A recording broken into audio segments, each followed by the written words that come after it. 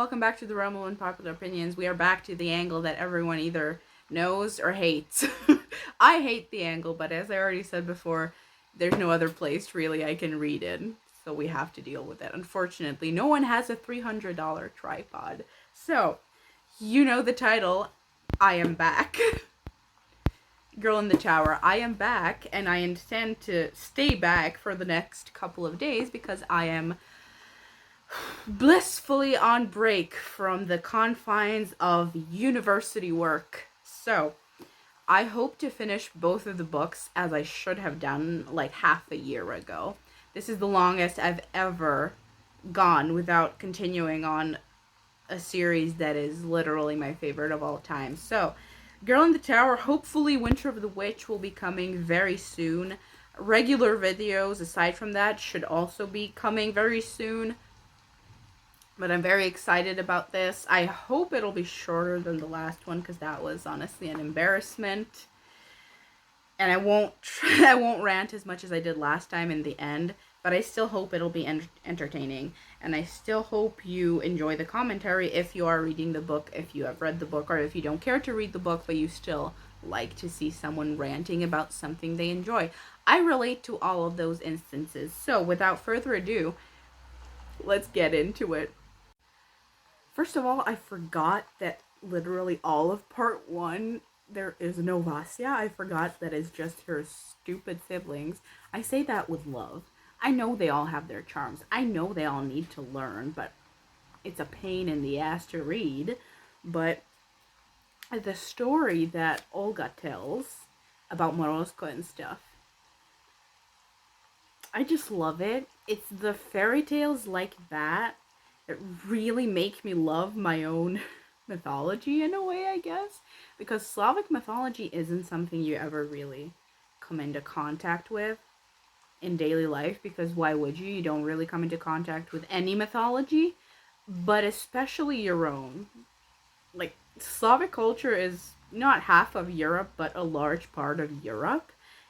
And I kind of never, ever really come into contact with it. And it kind of makes me like it more in a way. You all know that I don't want to live here and I will move as soon as I am able. But like, the old ways are something that I do still feel a kinship to, even though it doesn't have anything to do with modern society as it is. But the stories, I guess, do sort of feel like they were made in my little corner of the world. I have a very random thought to share, and that is how relaxing her writing is. Like, I mean, of course it is. It's winter and it's very lyrical. But specifically the scene where Morozko makes her the ice comb, the way she describes it running through her hair and like untangling the knots like water.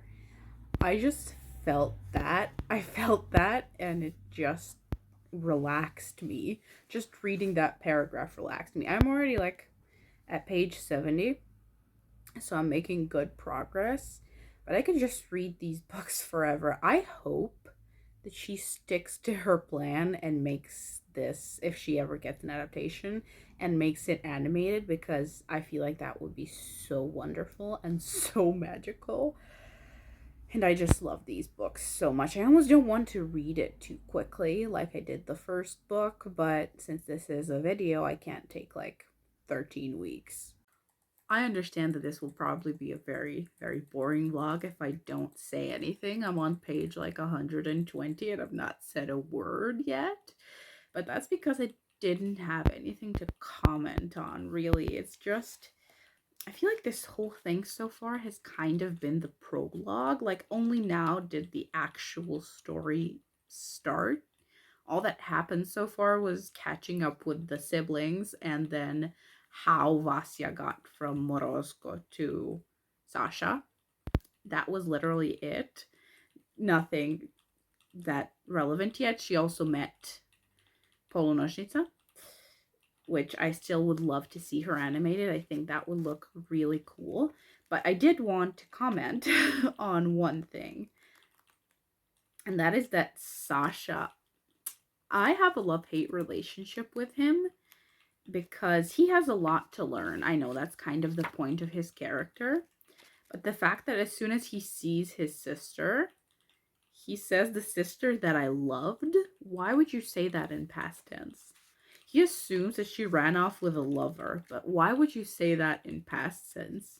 Aren't you supposed to be a man of God? But as soon as you see your sister, you're like, past tense, I do not know her.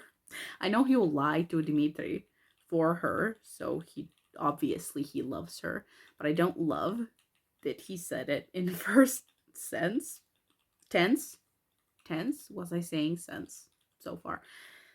So yeah, that's one comment. And now the whole Mulan arc begins, which I'm not that big of a fan of in fiction, but since it's Vasya, I love it. And another thing, it's now very hot where I live, so it's not that appropriate to read a winter book, but I feel like it's almost just cooling me down to read about frost and such strong cold. Plus in this book, it's actually summer, so it's also kind of fitting. I don't have that much to say, and it's been 100 pages, and I do apologize for that. Maybe this vlog won't be an hour long. Can we imagine? But I'll do my best to actually talk to you from now on. We love how Morozko just randomly appears to defend Vasya. I'm pretty sure his mayor is just scolding him all the time, like, you cannot keep doing this, but he still always comes. And I love when it's not from Vasya's perspective, so we see it like from someone else's perspective, like Sasha's. It's like once in the chaos, he could have sworn he saw a tall white horse beside the bay stallion, whose rider kept the bandits' blades from finding the girl. But then Sasha realized it was only a cloud of flying snow. These descriptions, I love these descriptions because Morozko isn't a person. He is literally winter and death itself. So it could be just a gust of wind or like a flurry of snowflakes, but it's actually Morozko defending Vasya and keeping the blades from the witch. And I just love her writing style so much. It's something that greatly appeals to me, and maybe only to me this much. But I don't know what to tell you. If you still haven't read this, just go read it. Just go read it. I have nothing else to say. Sergey. Father Sergey. He's the best. He is the best. Every time he shows up, I'm just so happy because, like, you are a man of God who should be just the role model for everyone in existence. Like, he knows that she's a girl, and when Sasha tells her that, she's like, yes, she is a girl, but she bore herself bravely today. Sergei snorted naturally. Only boys and fools think men are first encouraged. We do not bear children. But this is a dangerous course you are taking, you and she both. I love her. I love her so much. I love her so much, and I love him so much.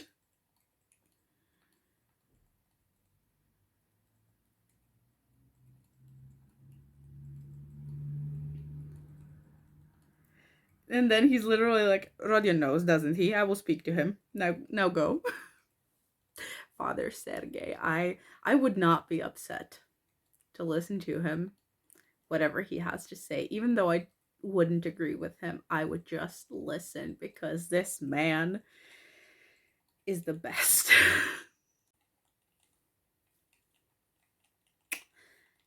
Vasya is very excited at the thought of seeing Olya, but she really shouldn't be. She really shouldn't be. That whole bit with her and Olya in Moscow, I almost said Moskva, but Moscow was the worst. Probably the worst for me in these three books, apart from her time with Maria. But it's the worst. I hate her when she's there. Not her, but I feel how she hates that she is there and how relieved she is when she sees the Chiarti again and when summer's ending and when Morozko comes back. You literally feel how she's being suffocated by the city and by the horrible people there and by the men. So yeah, I'm not looking forward to that. I'm like almost at page 150, so I am not looking forward to like 150 pages of Moscow. But I am looking forward to the little bits of Morozko that I get throughout because that is kind of the saving grace. I was scared the first time that I read this that there would be no Morozko in book two because it's summer and it's the city, so like why would he be there? But she still managed to sneak in some very good moments. There's there's a power in Vasya that I do not have, and that power is self-control. Because when Dmitri grins because he thinks she just wants to tumble the poor peasant girl who we don't even know how old she is, her self-control is amazing because I would just be disgusted on the spot. There's that TikTok, I mean, it didn't originate on TikTok, but that like TikTok that explains how you often don't really know how men really think about women until you listen to them talk about women with only men listening. And Vasya gets to be a man among men now. And the things that she must hear on the daily as they travel and think she's literally just a boy must just be horrifying, especially in that time. Like, she just said she wants to carry the girls home, and he immediately thought she just wants to take one of them to bed. Like, the assumption is just horrifying. Imagine someone just saves you and their only agenda is that. Vasya is way more powerful than me. I swear, if I had magic and I was among these men, I would have to contain myself and compose myself just to not absolutely murder the prince. Again, Sergei to the rescue. The man, the icon, the the Lord himself in this time period. Like Sergei, Sasha is just arguing like she's a girl, she can't do this, she can't do that, she's gonna have to hide, it's different. Sergei lifted a brow. We are all children of God, he said mildly. And then Sasha changes the subject.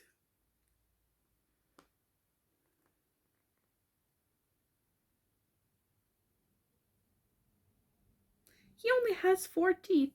This sweet old man, I love him so much.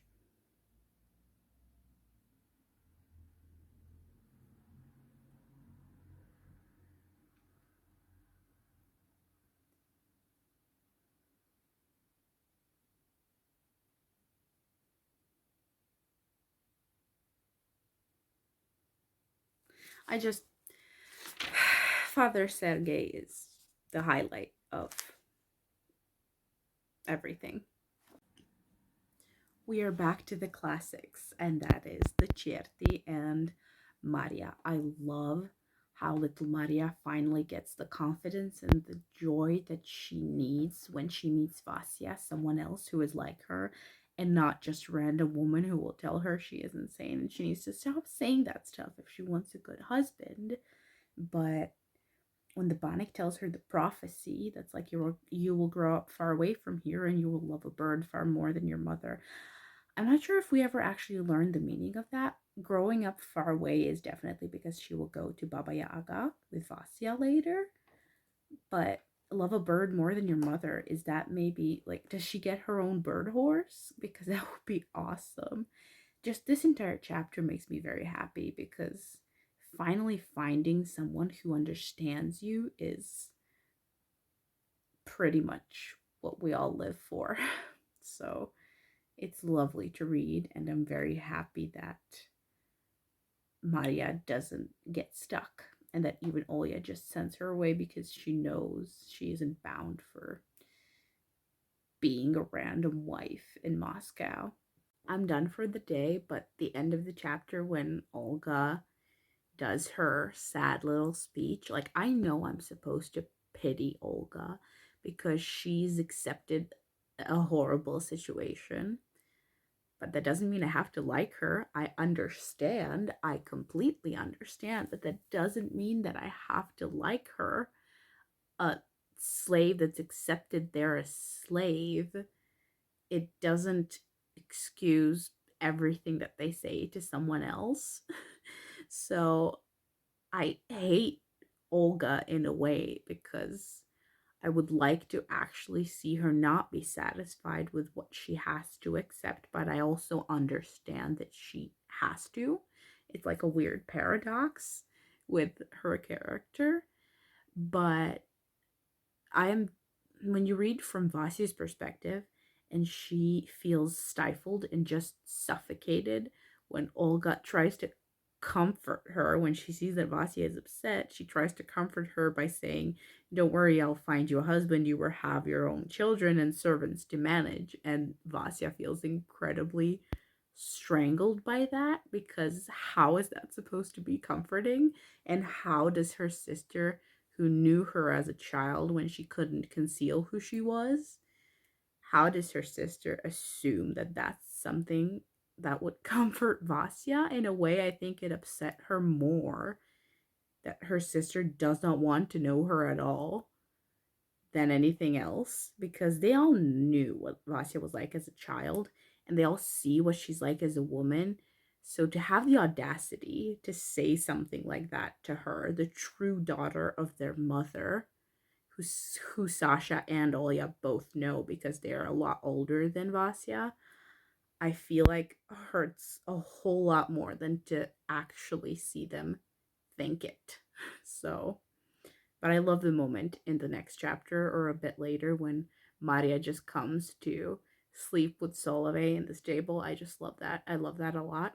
And I love that not for a second Vasya considers staying, and not for a second she considers that they might be right. And that is what actually makes this book good. There are so many books in this time period where it's like, well, you have to kind of accept that everything sucks. But why would I want to read that? Why would I want to read that? I already don't have to live this reality. Why would I want to read about it if the author is making it inescapable?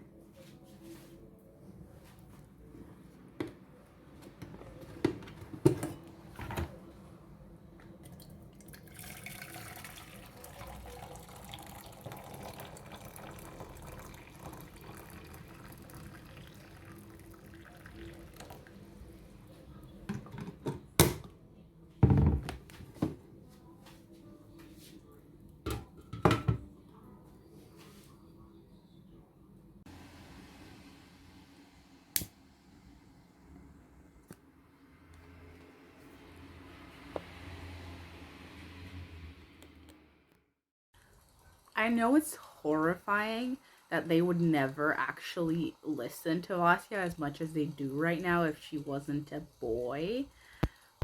But when she shows up, Chelube, and she literally tells him, to small minds, any skill must look like sorcery.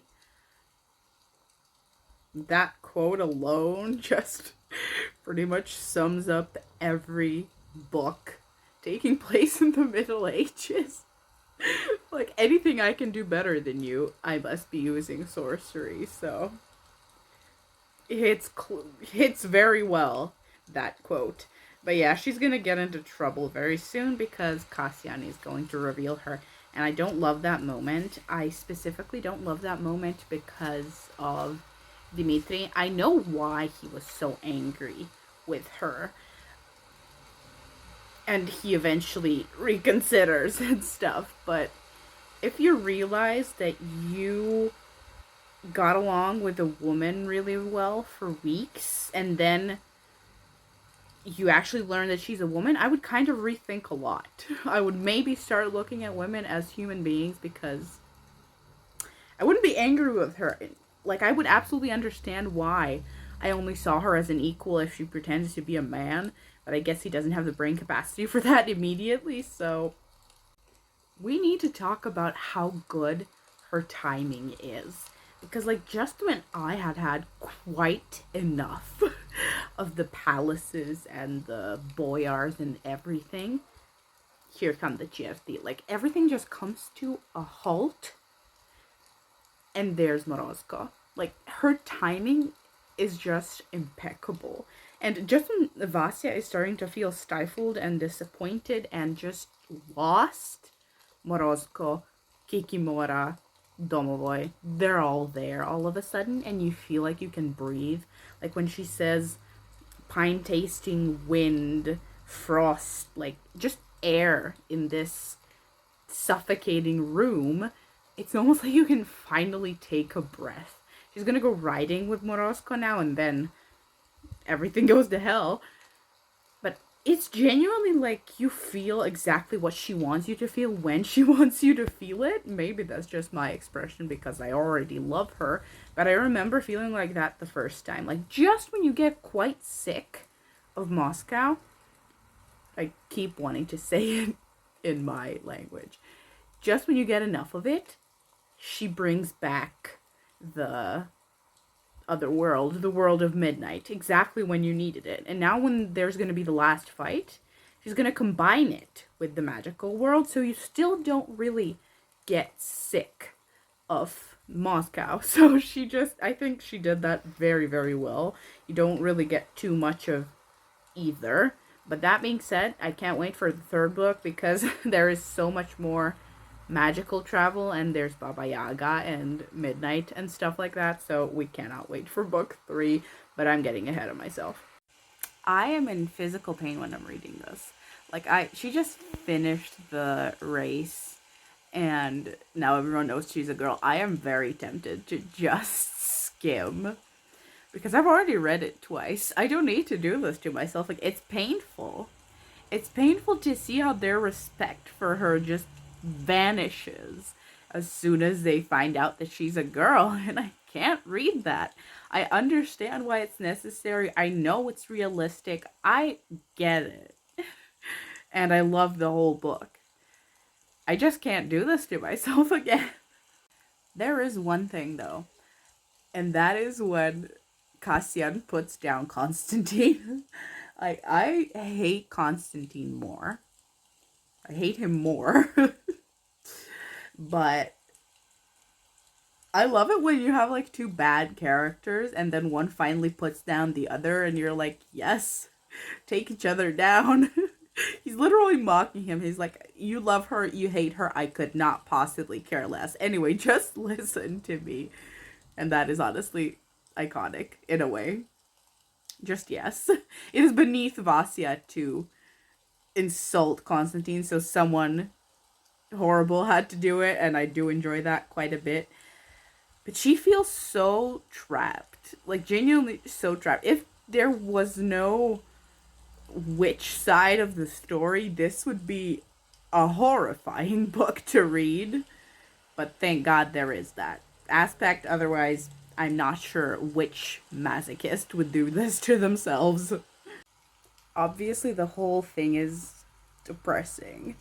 But when Olga's child dies and Morozko carries her away, it's just so funny to me how Constantine stops. Like, Constantine's hand fell, the baptism finished. The only kindness anyone would ever do the child. I know she probably means like the baptism thing, but it could also be seen as at least the kid died. Not having to see Constantine. Like, imagine being born and seeing that a horrible man first. The only kindness anyone would ever do to the child.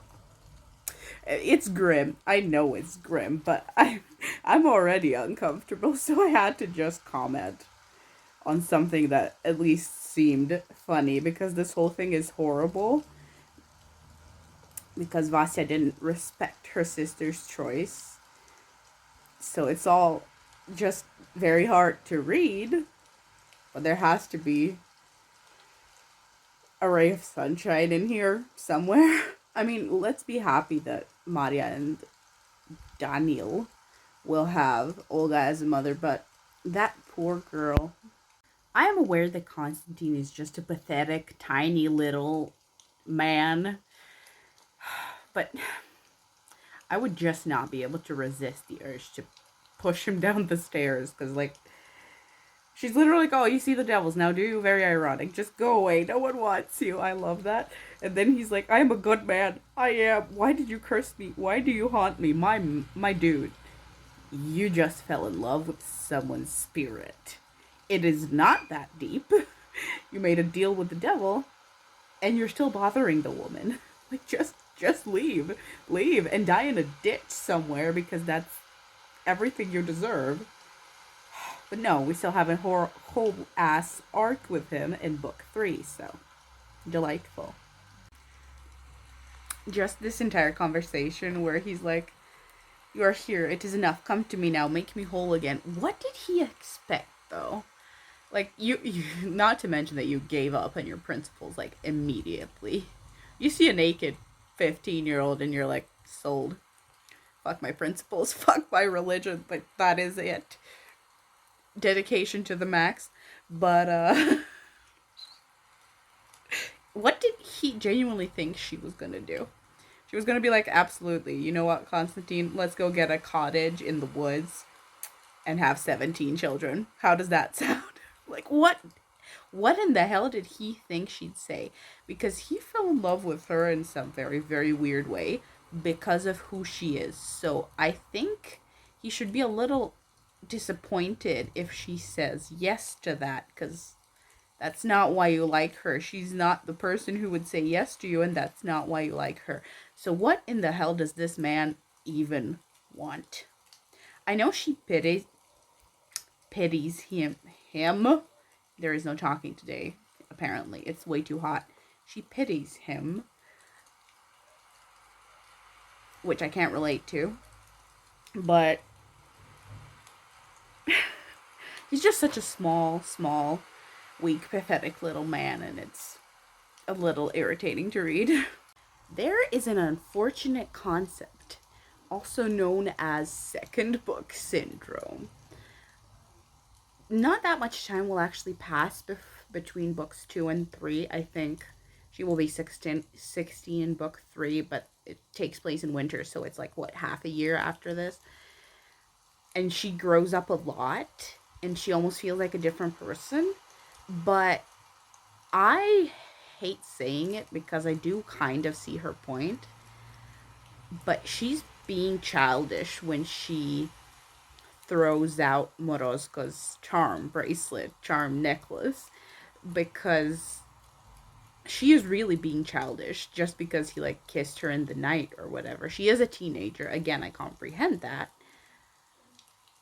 But I also feel like if Kashay the Deathless, a literal immortal man, is threatening your family, I would not really reject the help of a literal god. Like, maybe she feels betrayed in the way that she thought he might be her boyfriend because she is still a child and doesn't comprehend what they both are. But to literally just cut him off, just to cut him off so he can't come to her and he can't help her because she's upset he kissed her and didn't mean it because he can't mean it, is foolish to me. And I always hated that part of the book because she kept repeating, like, I am no one's slave and I'm with you, Vasya, I'm with you. But Morozko himself told you that didn't make you a slave. It just kept him alive so he could come and help you. It is a fair exchange in that way because he and the Certi get to live, and but she's been feeding them all her life with her blood, and all he wants from her is belief, faith, emotion, whatever she would give him to keep him from fading. it is a fair exchange. Like what he can offer her, especially in this moment when an immortal man is threatening her family, it is worth what she can give him. So when she destroys the charm, I remember hating that the most about book two because I think she couldn't afford it. She couldn't afford it, even though she thought he made her a slave and he told her he didn't. She's a hurt teenager, and again, I understand that, but I still think she should have realized that she cannot afford to send him away when the fight is not over yet. Like, have this conversation when Kashe is dead. Definitely not before that. It's like if you had a sword and then the sword cut you and you had a fight to fight, but you like threw the sword into the river. It just does not make sense to me. So this was a bit of a rant. Let me know if you think I'm wrong, but I don't think I am wrong because it just doesn't compute. There are very few flaws with this series. It wouldn't be my favorite otherwise, but I will point out the ones that bother me. I definitely will point out the ones that bother me. There's one in every book, and this one just bothers me every time I read it. I think maybe it annoyed me the most this time because she felt the most childish. To reaffirm my point, she sees them. Certi fade, she thought, but they are not gone. The thought lifted her heart. Like if 3 scenes after she cuts herself off for Morozko, she's happy that the certi are not fading. Why did you think he did it? Like, I know she later apologizes and she's like, I know you just don't want to fade. And she grows up and all, she did it in a rage. But it's so important. It is so important, and she is barely gonna get him to stop Pojar's fires in Moscow. Barely. So I feel like he should have made more of a point to how important it is. Like, Vasya, I know you're a teenager. I comprehend you are angry that I kissed you in an attempt to make you feel something. But it's kind of important that you don't lose this charm. Take it off after we're done with the guy. Especially now that it's been like half a year since I read book 1. She just mentioned Alyosha because she saw him in a vision. I miss him. I miss him so much. I've been reading about her stupid siblings this entire book. I miss Alyosha and I miss Irina. God, it was such a missed opportunity for her to see them again. Like in the end when she finally reconciles that she is half, but she is actually a witch and stuff. She could have just traveled through midnight to see her siblings. Why? Alright, why? I miss them. I miss them so much. Like, I love this entire fight because it's a wonderful combination of actual faith and pagan faith. It's great. And I love how Solove is letting her brother ride him. I love the whole thing. I actually even love Dimitri in this way. But I miss Alyosha. As I said, I love Vasya with all my heart. But she's an idiot. Like, Polunashnica tells her, you broke Morozko's power because you have that ability, and you know you have that ability because you're just threatening me with it. You broke his power, he might have, quieted the flames for you. I know she's gonna still get him to do it. But I cannot highlight just how irritating it was to me that she actually did it because it's a stupid ass decision. I liked actually Kashe's death. I think it was very, very nice. And I like how Midnight says her mother will be glad. We know it's Baba Yaga. I mean, I know it's Baba Yaga and you do if you've read it. But I just can't wait. This might be my least favorite book.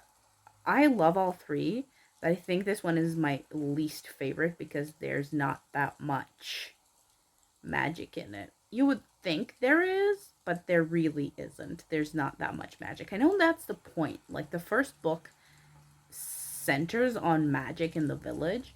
This one is about the lack of magic in Moscow, and then in the third book, it's a combination of the two. I just miss all the characters. Like, there wasn't that much Moroska in the book. There really wasn't. And it's like, what, 350 pages? There is the Vasya that I love. There is the Vasya that I love where they're talking and she literally slaps him.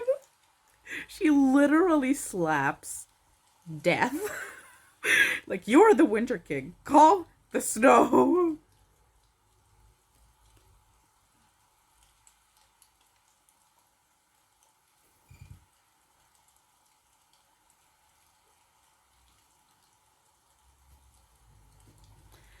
Just the descriptions of how he is winter himself, his winter itself, and how he's like, but when he breathed out, the wind rose, a wind like water, a wind of winter at her back, so strong that she staggered, but he caught her before she fell.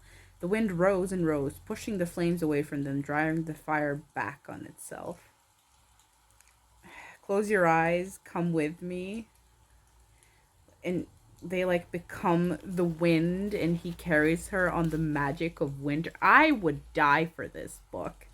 I would die for this book. Just for this scene alone, she said, I think, and I watched that live show like years ago, that she either sold the rights or made a deal to have this adapted in animation. If that is true, I will be her number one marketing person because I will not shut up about that. If they announce an animated project based on Winter Night, I will bother everyone with it. Absolutely everyone. Because this is everything and I have no words for it. I have no words for it. As a writer, yes. I will say one thing of when I first read it. I remember thinking that book one was very contained. Like, that it had nothing to do with the rest of the story. And I was a little disappointed that the bear was, like, gone. He was such an important figure, but he was gone. Then, when I was waiting for book 3, which was the worst 3 weeks of my life, especially after I had read the beginning of book 3 for free on Kindle, and that's just the little chunk where Solove dies. I read on Goodreads that the bear comes back, and I was extremely excited because I had no idea how she would bring him back. But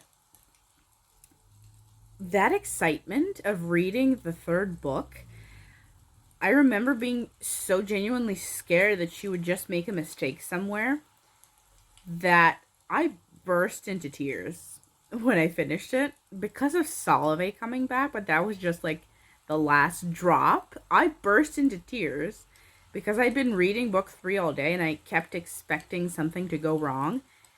And she kept not disappointing me, so I just burst into tears because it happens so rarely. This is just a bit of a tangent, but it's being touched in the good way. The same thing happened with Tokyo Ghoul, actually. I'm just going off topic to explain my point. The same thing happened with Tokyo Ghoul. I sobbed when I finished it because I couldn't believe that I wasn't disappointed. Which sounds so pathetic in a way, but you read a lot of books that are shit and then we can have a conversation.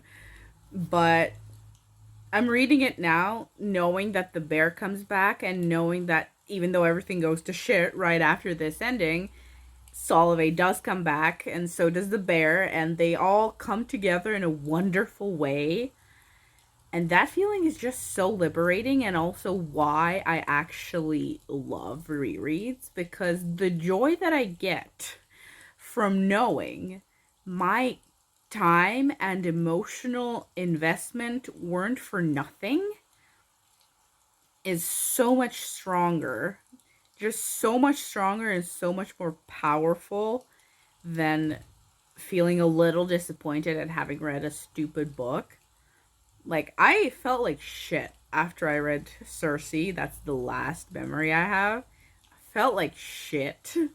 Like, I just wanted to throw it out the window because my day was ruined. But knowing that I'm reading something that actually has a point and will finish in a satisfying way gives me such immense pleasure. So if you're someone who never rereads, maybe take this as a sign to try it out, because every experience is different somehow, even though you know what's going to happen, and you appreciate it more with every read. If the book is actually genuinely good, you appreciate it more with every reread, because you actually see the little details that make it so good and that make it so worth the read. So this was a bit of a rant, but I'm almost done with the book anyway, and I just wanted to say how much I appreciated that she didn't disappoint me, because in this current time it is extremely rare. Can we talk about the fact that it's technically not a lie? Like when Sasha says God saved the city for the wind turned and it began to snow, he's not wrong, because Morozko is a god, but it could be seen in both ways. Like, whatever you believe, some god, or however you want to call it, saved them. And I think it's just lovely that he's not wrong, but also he's not wrong in his own way, not in Vasia's. Like, if she told him it was Morozko, he can choose to believe her, but he can also say, like, God made Morozko, so it was still there. You know what I mean? Like, they are both correct in their own ways, even though he will meet Morozko next book. But I just like how you can say a thing and it means two things. I am done with the book. I have nothing else to say. I think you've heard more than enough, except for the fact that it was brilliant and just read it. But there are the questions and discussions that I read in the last vlog too, so I thought I'd just do it. In case you don't have this edition of the book and you're interested in the questions, maybe, perhaps. So I will bid you farewell, if you don't care about that, which I respect. Have fun. Go read the book if you haven't, though it's interesting that you made it to the end of the vlog if you didn't read the book. But I do that too, so I get it. If you read the book, I will see you next time for book 3. I hope you enjoy the commentary, or more so the gushing. In any case, I will see you later, and the rest, let's get into the questions. Let's see. How have the siblings changed? Do you think they have grown closer or further apart? Both, I think, in a way. What else do we have? Yeah, freedom. What does freedom mean to each of these characters? How much of their freedom should each be expected to sacrifice to their responsibilities? I don't want to answer this question. I mean, I kind of answered it already, I think. Then what else do we have? Is pretending to be a man a smart move on Vasia's part? How would the events unfold if her first encounter was truthful? I think they would literally force her to stay at the monastery. I think it was a smart move on her part, but I think she should have left before she got the chance to be discovered. But then again, we would have no story. Coming of age. Why do you think it is that with coming of age there seems to be a narrowing of choices? Because in this time period, age 14 onward, you are seen as an object if you're a woman. So of course it's seen as a narrowing of choices. What obligations does Vasya have to Sasha and Olga? What obligations do they owe to Vasya? How do the family responsibilities interfere? I don't think she has an obligation to Olga and Sasha, and I don't think they have an obligation to her. Maybe it sounds mean, but I definitely think the fact that they think they have obligations to each other is kind of what actually traps them all. Have you ever felt conflicted about being tied to responsibilities that don't align with what you want to pursue? Thank you for that question. Thank you for that question. This is not a therapy session. Did Vasya make a mistake remaining in Moscow so long? Yes. Do you think her choice to remain was selfish? I think it was neither selfish nor selfless. She didn't know any better. She'd never experienced anything like that before. But I do think she should have maybe listened to Morozko and Polonoshnica and literally everyone else. Her horse, at best. What do you think of Vasya's decision to intervene with Olga and her child? I think it was something she needed to learn. Like, next time when it happens with Sasha, she will let him go. I get it. I don't know what to think of her decision because I get it, but I also think she needed to learn it. But also maybe it feels a bit like a story device. A little bit like a story device because she needed... The next time it happens, she's going to let her brother go. So it kind of feels like an intentional story device to make that sacrifice in book 3 more meaningful. But also her decision absolutely makes sense. It's selfish, but it makes sense. Was Morozko right in the right to use Vasya to sustain himself? I already said that. I definitely already said that. It's the question about the jewel. Yeah, I already ranted enough. What do you think will become of Vasya's tangled relationship with Morozko? Well, I know, but if you haven't read the book. What secrets do you think Morozko still holds? Probably many. Even though I read book 3, probably many. I mean, he is god of death. Did you ever begin to distrust Kassian? When did you doubt him? I think I'm gonna say this about the first time that I read it. It was a little suspicious how nice he was to her, especially because we know it was him that saw her when she was a girl in that village. So it was definitely suspicious he was nice to her because we know that he saw her as a girl. What do you think of Constantine's role? Very in character. Very, very in character. What do you think of Vasya's choice to let him live? Way better than me. That's what I will say. Were you surprised to learn the ghost is the grandmother? I was. I genuinely was. The first time I had no idea she was going in the Baba Yaga direction. By the end of the book, she reveals the truth about herself and her exploits. What do you think her siblings will think of her powers? I mean, I could have told you this even when I read it for the first time. They will probably think she is an ungodless witch. But they still love her. And especially now that Olga knows her daughter is like Vasya, they will understand. I would have told you that the first time. They will understand. So this is it for the video. The questions part wasn't that long, but also, yes, I have rambled on enough. Hopefully this video is below an hour. I will not keep you any longer. I hope you had some fun. I hope to release other videos other than these endless conversations with myself. And I will see you in the next video.